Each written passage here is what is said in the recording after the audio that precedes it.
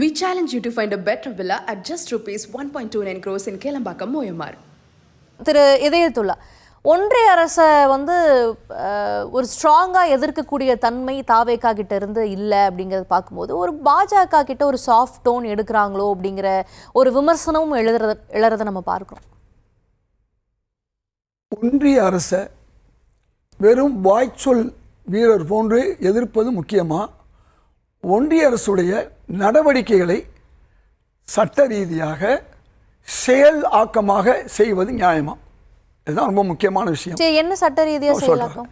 இப்போ இந்த 5 தீர்மானம் சொன்னாங்க இல்லையா, நீட்டு யாருக்கு எதிராக? ஒன்றிய அரசுக்கு எதிராக. இது இருக்கு பார்த்தீங்களா, டீலிமிட்டேஷன் யாருக்கு எதிராக நம்ம தீர்மானம் கொண்டு வந்தது? ஒன்றிய அரசுன்னு சொல்ல வேண்டிய அவசியம் இல்லை, ஆனால் ஒன்றிய அரசுக்கு எதிராக தான். சரிதானா? தமிழ் தாய் வாழ்த்தை பின்ன தள்ள கவர்னருக்கு எதிராக இன்னைக்கு ஒரு சட்டம் கொண்டு வந்திருக்காங்களே, தீர்மானம் கொண்டு வந்திருக்காங்க இல்லையா, இதுக்கு யாருக்கு எதிராக? ஒன்றிய அரசுக்கு எதிராக, பாஜக அரசுக்கு எதிராக தான். 3 ஸ்ட்ராங்கான தீர்மானங்களாக தான் இருக்கு. அவ்வளவு ஸ்ட்ராங்கான தீர்மானங்கள் தான்.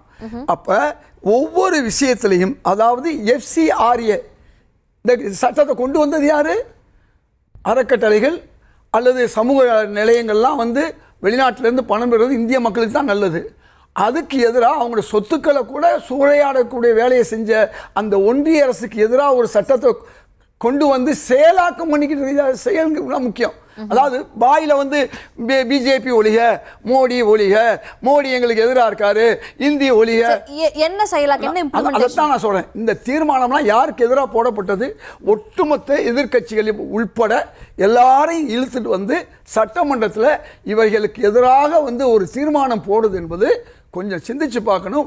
மாண்புமிகு முதல்வர் விஜய் அவர்கள் இப்ப தொடர்ந்து 2 நாள்ல தீர்மானம் எல்லாம் போட்டதற்கு பின்னாடி மேகதாது இஷ்யூஸ் இருக்கு, காவிரி இஷ்யூ இருக்கு, அங்க காங்கிரஸ் ஆட்சியில் இருக்கு, அங்க ஒன்றும் போல்டா எதுவும் பேசல. நான் சொல்லிட்டு வந்த விஷயம் பூராமே மாண்புமிகு முதல்வர் விஜய் அவர்கள் இவ்வளவையும் 2 நாள்ல தொடர்ந்து இவ்வளவையும் ஒன்றிய அரசுக்கு எதிராக, மத்திய அரசுக்கு எதிராக அவர் சட்டமே கொண்டு வர்றாரு. சட்டம் அல்ல, தீர்மானம். சட்ட தீர்மானம் வச்சுக்கங்க, சட்டசபை மூலமா உள்ள தீர்மானம் அப்படி வச்சுங்க. அப்ப மற்ற பிரச்சனையில் ஏதோ மேகதாது இல்ல, அது நம்மளுடைய ஜீவாதார வாழ்வாதார பிரச்சனை. உங்க காங்கிரஸ் தான் அங்க ஆட்சியில இருக்கு, உங்க கூட்டணி தான் இங்க தமிழ்நாட்டுல ஆளுது. அவருக்கு இவ்வளவு தர்ம சங்கடமான சூழலை கொடுக்கலாமா? வாங்கங்கிறது, அதுக்கப்புறம் வராதீங்கிறது. உன்னை வேற ஏதாவது கேள்வி நான் கேட்டு முடியுங்க, என்னை பேச விடுங்க.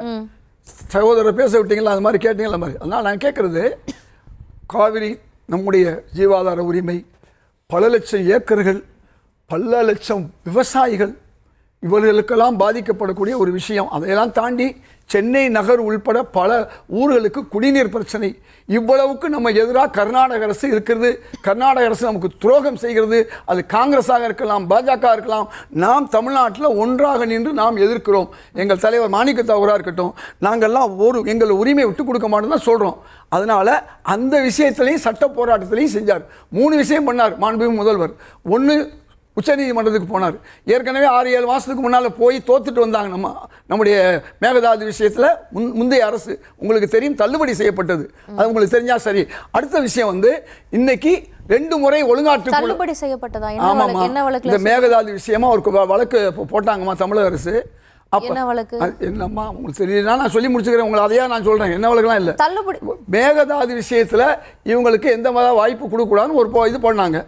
இது இருக்கு இல்லையா, டீட்டெயில் ப்ராஜெக்ட், டீட்டெயில் ரிப்போர்ட் இருக்கு இல்லையா, அதை தடுக்கணுன்னாங்க. இதெல்லாம் ஒன்றும் வரவே இல்லை, நீங்கள் சொல்லி தள்ளுபடி பண்ணிட்டாங்க உச்சநீதிமன்றம். இது 4-5 மாதத்துக்கு முன்னாடி இருந்தது. நீங்கள் முடிஞ்சால் தெரிஞ்சுருக்குங்க.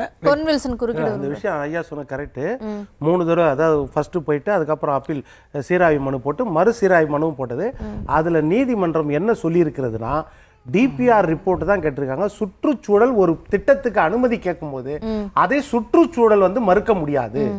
அதனால இது ஆரம்ப கட்டம், இந்த நேரத்திலே 2 ஏர்லி நீங்க வந்திருக்க வேண்டிய அவசியம் கிடையாது அப்படின்னு சொல்லி தான் தள்ளுபடி பண்ணாங்க. மேகதாது கட்டலான்ற அனுமதி தள்ளுபடி பண்ணல. அம்மா, அந்த சப்ஜெக்ட் தான் சுற்றுச்சூழல். எதுக்கு? எல்லாமே அந்த சப்ஜெக்ட் தான். ஏன் அவசரப்பட்டு வந்தீங்க? டைமுக்கு வரணும், முறையாக செய்யணும் எந்த காரியத்தைங்கிறதுக்காண்டி அவங்க தள்ளுபடி பண்ணாங்க. அதை சரிதானா? அதனால் சரி, நீங்க ஒரு தமிழ்நாடு காங்கிரஸ்காரரா, தமிழ் உணர்வு 4 கேள்வி கேட்டீங்க, நான் ஒரு கேள்வி கூட பதில் சொல்ல மாட்டேன். எனக்கு கிளை கேள்வி வருது. கிளை கேள்வி வரும்போது முதல் கேள்வியை முடிச்சுட்டு கிளை கேள்விக்கு வாங்க. நான் சொல்றது புரிஞ்சுக்குங்க. ஒரு விஷயத்தை நான் உங்களுக்கு முறையா கொண்டு வந்துகிட்டு இருக்கேன். சரி, சொல்லுங்க. இவ்வளவு விஷயங்கள் அவர் சட்ட போராட்டமும் பண்ணிக்கிட்டு இருக்காரு இன்றைய முதல்வர். அதே மாதிரி ஒழுங்காற்று ஆணையத்தில் 2 முறை போனாரு, 4 டிஎம்சி கொடுத்தாங்கிறதை சொன்னாங்க. 3வது தடவை போகும்போது இப்ப எத்தனை டிஎம்சி கொடுக்க சொல்லியிருக்காங்க? 15 நாளைக்கு ஒரு இவ்வளவும் அவர் செஞ்சுக்கிட்டு இருக்காரு. ஒரு புறம் சட்ட போராட்டத்துக்கு போயிருக்காரு, ஒரு புறம் ஒழுங்காற்றத்துக்கு போறாரு, ஒரு புறம் பிரதமர் 15 நாள் கழிச்சு அவரை போய் சந்திச்சு எங்களுக்கு செய்ய வேண்டிய இந்த காவிரி விஷயத்தை செய்யணும்னு பிரதமர் வற்புறுத்தி இருக்காரு. இவ்வளவு தூரம் ஏன் போறாரு? உங்க கூட தான் கூட்டணியில் இருக்கிறாரு. உங்க தலைவர்கிட்ட சொல்லி சிவகுமார் அவர்கிட்ட பேச சொல்லி தமிழ்நாட்டு கூட பிரச்சனை வேண்டாம்னு சொன்னா பிரச்சனை தீந்துராதா? அப்படி ஒரு பேச்சுவார்த்தைக்காக தானே முயற்சி செஞ்சு. இவ்வளவு நேரம் நீங்க உங்களுக்கு அந்த வழக்க விஷயமும் தெரியல, இவ்வளவு நேரம் பேசின விஷயம் தெரியல. ஆனா என்ன செய்யறோம், உங்கள்கிட்ட திரும்பி பேச எனக்கு தெரியாதுதான். நீங்க என்ன மாதிரி தெரியாத மக்கள் நிறைய பேர் இருப்பாங்க. நீங்க இவ்வளவு நேரமும் சிவகுமார் நமக்கு எதிரானவர்னு இவ்வளவு கஷ்டப்பட்டு சொல்லிட்டேன் நான். அவர் எந்த கட்சியா இருந்தாலும், பாஜகவா இருந்தாலும், நாளைக்கு அங்கே திமுகவே ஆட்சிக்கு வந்தாலும் அவங்க காவேரிக்கு தான் சப்போர்ட் பண்ணுவாங்க. நாம தமிழர்களாகிய நாம் தமிழர்களுக்கு தமிழுடைய காவேரிக்காக நாம சப்போர்ட் பண்ணுவோம். அதனால இந்த கேள்வி வராது. அதே மாதிரி பிரதமர் தான் 11 டிஎம்சி கொடுத்தாரு. யாரு?